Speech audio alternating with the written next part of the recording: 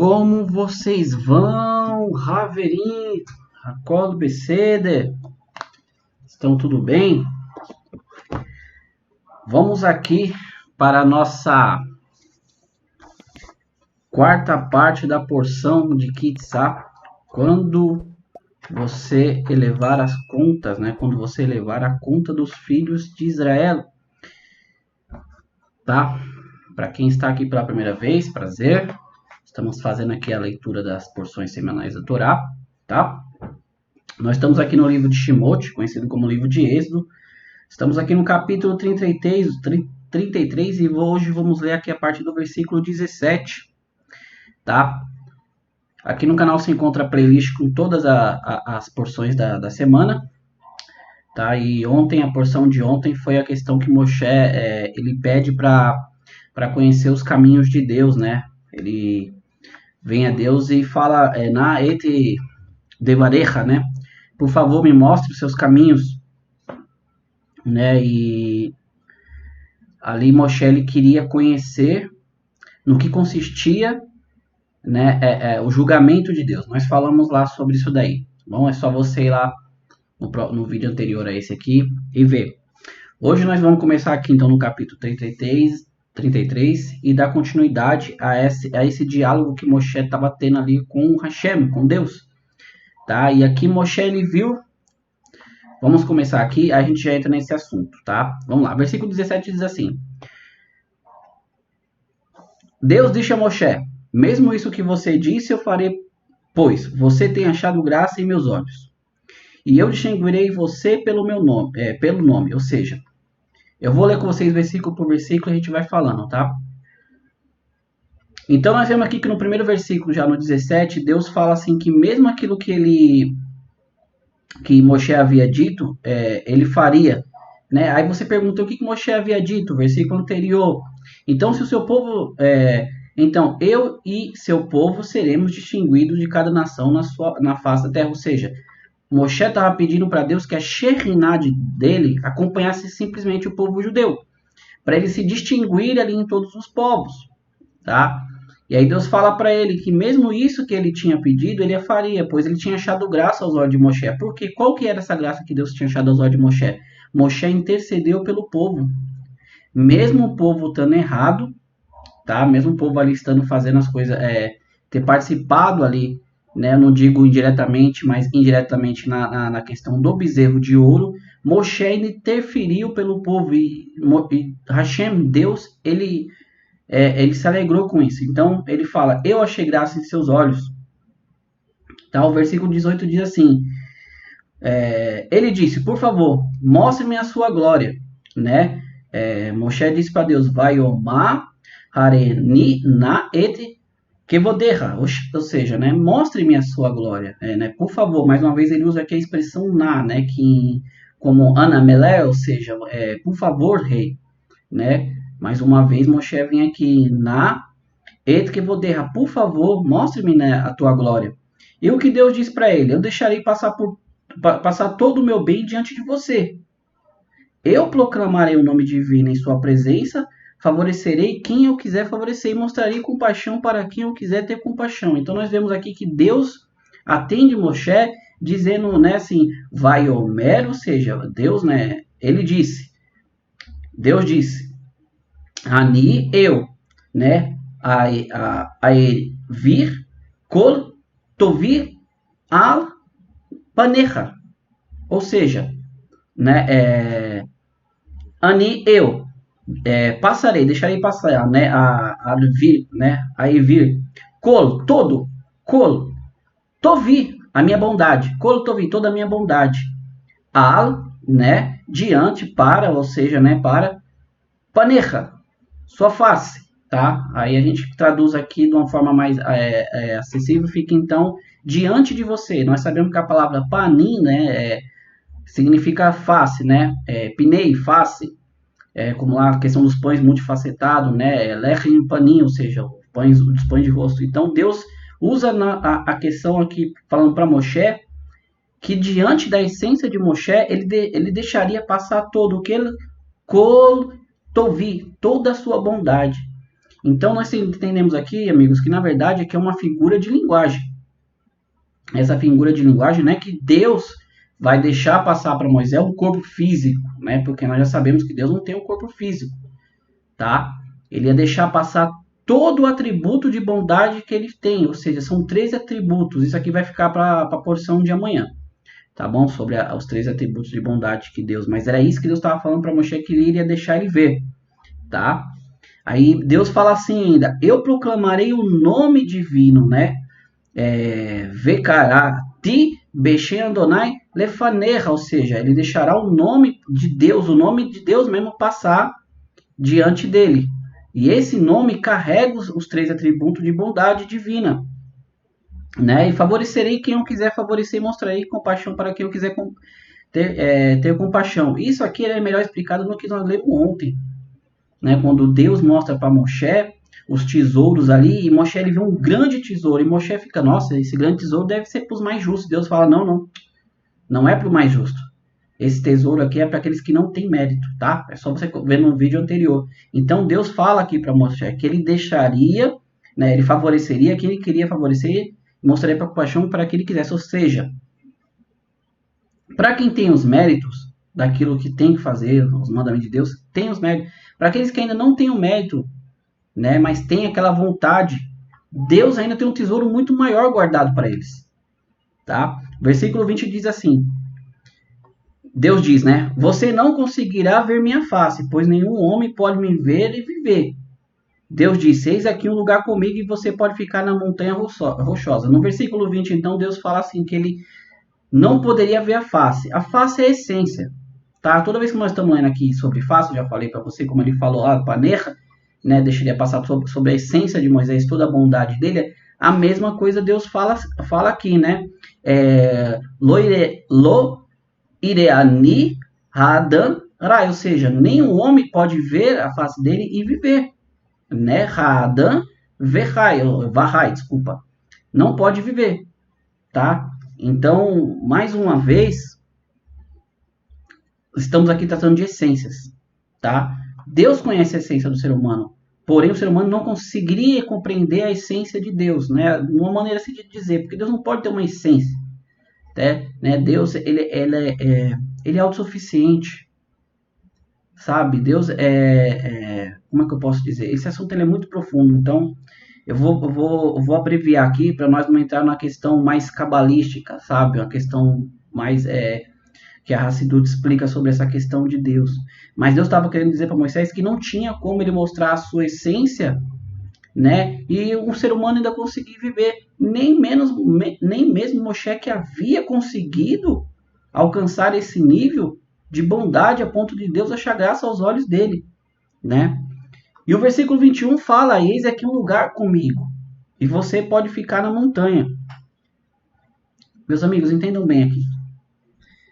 Eu vou ler um versículo de Rashi aqui. Eu não li os anteriores, porque tudo que eu estou falando com vocês está dentro desse contexto que Rashi está falando. Esse aqui eu vou ler para a gente se aprofundar nessa questão aqui, tá?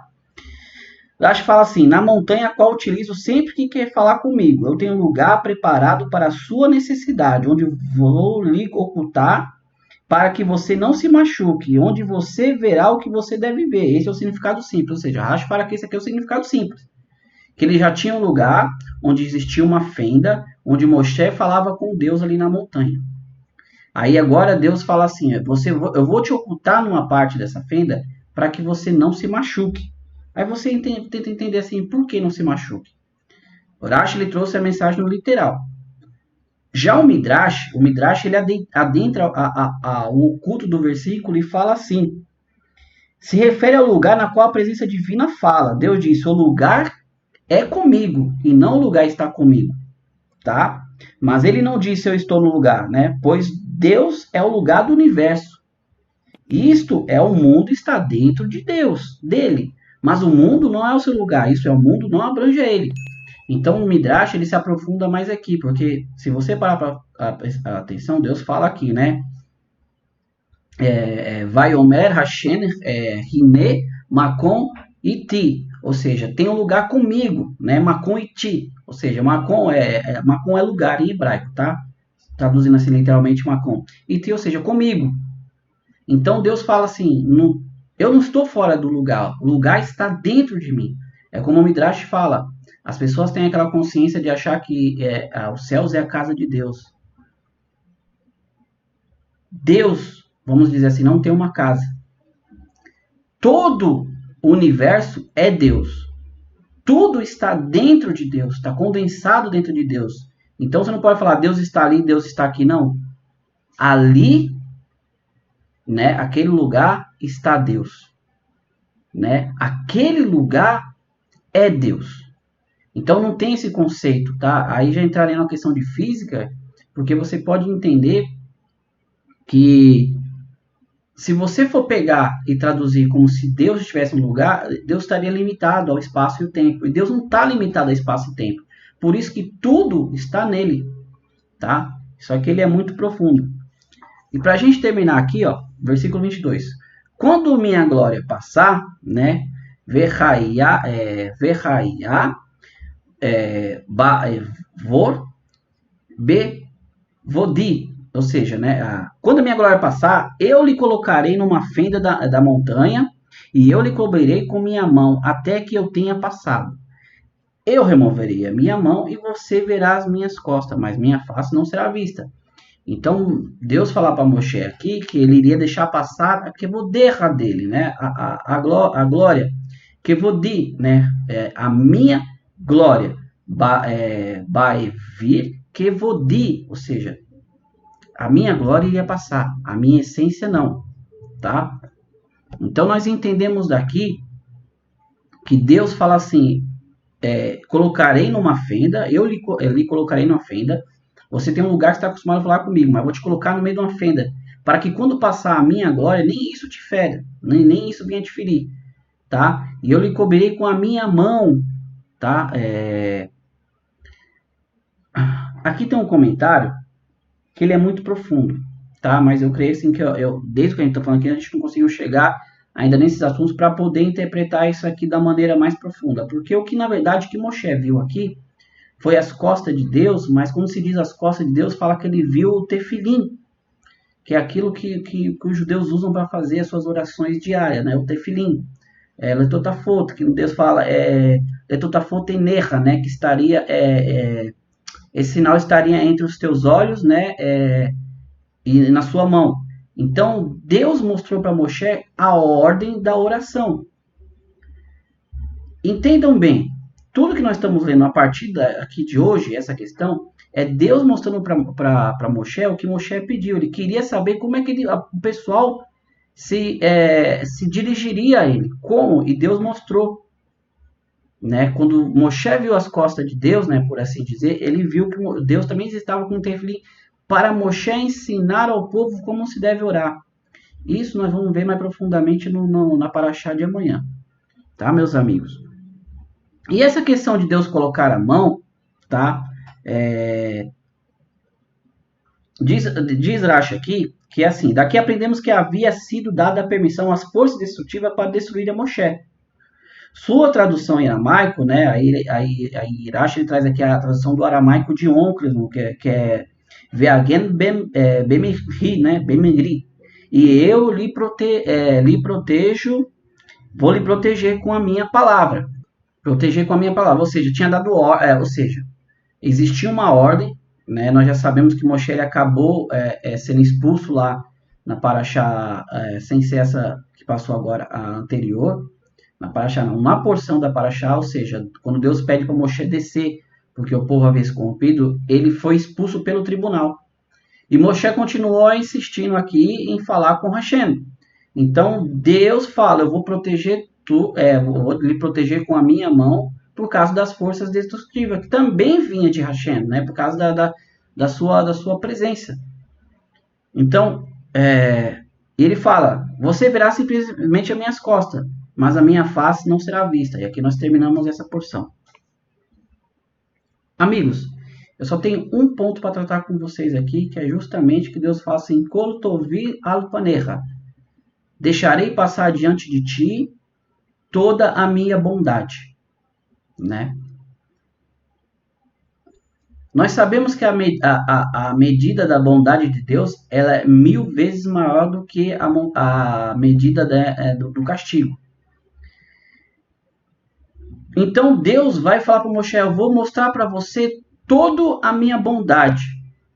Para você entender, muitas das vezes aqui, né, como eu posso dizer para a gente, o que está acontecendo não é mal. Pode ser mal aos teus olhos, mas a mim eu estou fazendo algo bondoso. Nós não enxergamos.